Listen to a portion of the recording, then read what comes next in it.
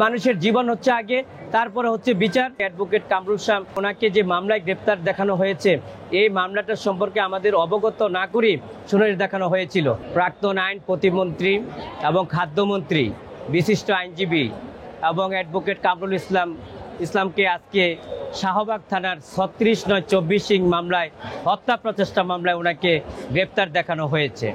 পরবর্তীতে আমরা বিজ্ঞ আদালতে গ্রেপ্তার দেখানো হয়েছে, কিন্তু এই সম্পর্কে আমরা কোনো তথ্য আমরা পূর্বে জানতাম না।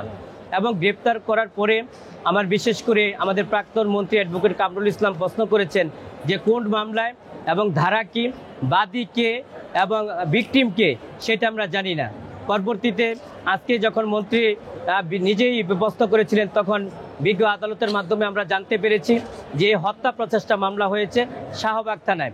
দেখেন, বিচার প্রক্রিয়া স্বচ্ছ থাকবে, দিনের মতন পরিষ্কার থাকতে হবে।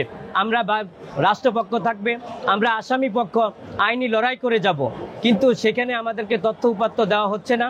সম্পূর্ণ অন্ধকার জগতে রেখে বিচার প্রক্রিয়ার দিকে এগিয়ে যাচ্ছে, যা সম্পূর্ণভাবে আইনের শাসনের পরিপন্থী, ন্যায় বিচারের পরিপন্থী।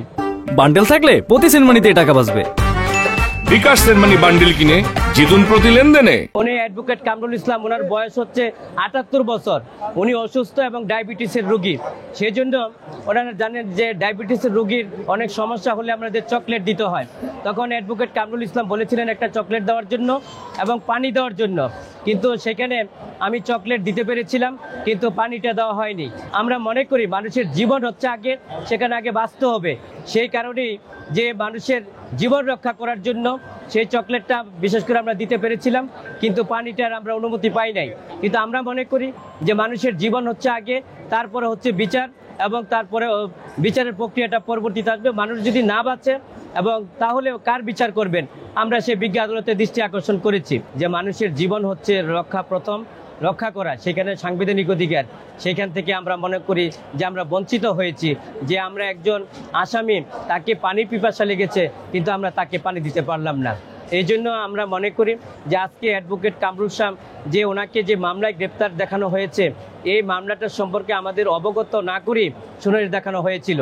কিন্তু পরবর্তীতে আমরা মেনশন করার পরে এবং অ্যাডভোকেট কামরুল ইসলাম নিজেও বলেছেন যে মামলাটা কি এবং কোন ধারায় মামলা, পরবর্তীতে আমরা জানতে পেরেছি শাহবাগ থানার একটা হত্যা প্রচেষ্টা মামলায় ওনাকে শুনানি দেখানো হয়েছে। এবং আমরা মনে করি যে আইনের ব্যবস্থা থাকবে স্বচ্ছ এবং দিনের মতন পরিষ্কার থাকবে, এবং সেখানে আমরা আসামি পক্ষের আইনজীবীরা লড়াই করব।